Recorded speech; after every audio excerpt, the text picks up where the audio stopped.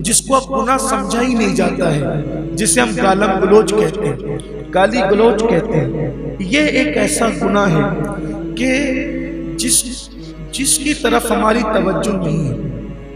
بچہ سماج کا گالی دے رہا ہے، سماج کے بڑے بھی گالی دے رہے ہیں، بڑے بوڑھے بھی گالی دے رہے ہیں، اور اب تو گالی کو لوگ پورا سمجھتے ہی نہیں۔ گالی کیا چیز ہے؟ گالی جو آج سے 1450 سال پہلے گالی دی جاتی تھی، وہ کون سی گالی ہے؟ پہلے میں وہ بتا دوں آپ کو۔ گالی کسے کہتے ہیں؟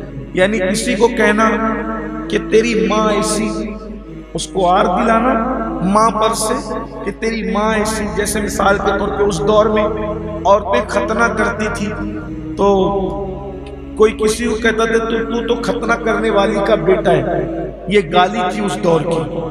آج کے دور کی جو لیٹسٹ گالیاں ہیں، نئی گالیاں، اس کا تو تصور ہی نہیں تھا۔ تو اب جتنی بھی حدیثیں میں بیان کروں گا، وہ کہ جتنا بھی عذاب بیان ہوگا گالی پر، کس پر ہوگا؟ وہ جو اس دور کی گالیاں ہیں۔ یہ تو آپ جو بک رہے ہیں، اس کا تو شمار ہی نہیں۔ جو ہمارے معاشرے میں گالی دی جا رہی ہے، اس کا تو شمار ہی نہیں ہے۔ شاید رسول اللہ کے دور کے لوگوں نے اس کا کبھی تصور بھی نہیں کیا ہوگا کہ کوئی مسلمان یہ بھی کہے گا۔ آپ جو کہہ رہے ہیں وہ مسلمانوں کی بولی نہیں ہے، اور اس کو گالی بھی نہیں سمجھ رہے، آپ کے بچے بھی کہہ رہے ہیں، پورا معاشرہ ہی کہہ رہا ہے۔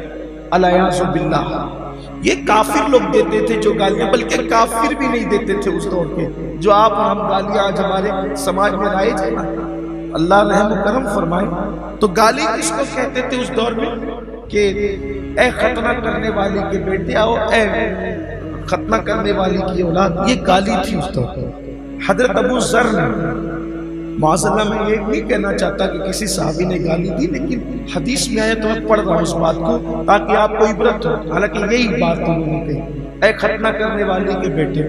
حضرت ابو ذر نے ایک شخص کو یہ بات کہی کہ اے ختنہ کرنے والی کے بیٹے، تو وہ جناب بارگاہ رسالت میں عرض کی، یا رسول اللہ دیکھیے یہ مجھے ایسا کہتے ہیں۔ آقا کریم صلی اللہ علیہ وسلم نے کتنا سخت جملہ کہا حضرت ابو ذر کو۔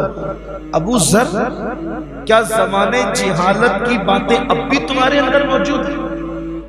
اس زمانے جہالت سے کیا مراد ہے پتہ ہے؟ یعنی دور کفر کی بات۔ آپ غور کریں جملہ کتنا ہے۔ آپ سے میں صرف توجہ چاہتا ہوں آج خاص یہ عنوان امام صاحب کی فرمائش پر حافظ عثمان صاحب نے مجھے کہا تھا کہ اس عنوان پر آپ کسی اجتماع میں گفتگو کریں۔ اجتماع میں موقع نہیں ملا تو انہوں نے کہا جمعہ میں آ جائے۔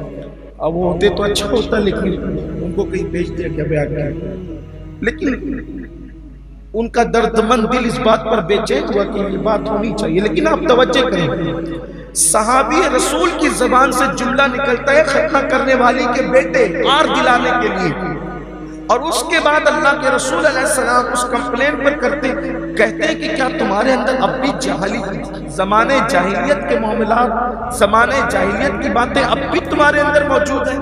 اور زمانے جاہلیت زمانے کفر کو کہتے ہیں۔ گویا کہ آنے والے قیامت تک کے مومنین کو تنبیہ کی جا رہی ہے کہ گالی دینا یہ مسلمانوں کا شعار نہیں، بلکہ یہ کفر والوں کا شعار ہے۔ کس بات پر؟ کس بات پر؟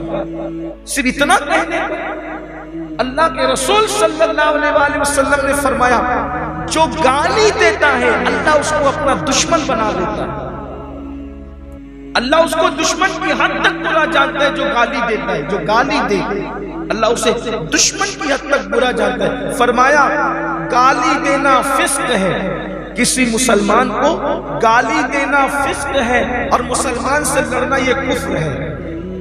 یہ حدیث ہے صحیح ستہ میں کہ مسلمان کو گالی دینا فسق ہے اور اس سے لڑنا کفر ہے۔ اب یہاں کفر سے مراد یہ کہ کفر کافروں جیسا عمل ہے، یعنی وہ کافر نہیں ہو جاتا، لیکن جیسے حدیث پاک میں آیا من ترک الصلاۃ متعمدا فقد کفر، کہ جس نے نماز چھوڑ دی وہ کافر ہو گیا، مطلب کفر کی حد تک پہنچ گیا، یعنی کافروں جیسا اس نے کام کیا۔ تو یہی کہ مسلمان سے لڑنا یہ کافروں جیسا عمل ہے، اور مسلمان کو گالی دینا یہ فسق ہے۔ فسق فسق کس کو کہتے ہیں؟ فاسق کس کو کہتے ہیں؟ اللہ اکبر، یعنی جس نے اپنی گردن سے اللہ کی اطاعت کا قلادہ اتار کر پھینک دیا ہو اس کو فاسق کہتے ہیں۔ جو اللہ کی اطاعت سے باہر نکل گیا اس کو فاسق کہتے ہیں۔ جو حرام کام کا ارتکاب کرے اس کو فاسق کہتے ہیں۔ تو اللہ کے حبیب علیہ السلام فرماتے ہیں مسلمان کو گالی دینا یہ فسق ہے۔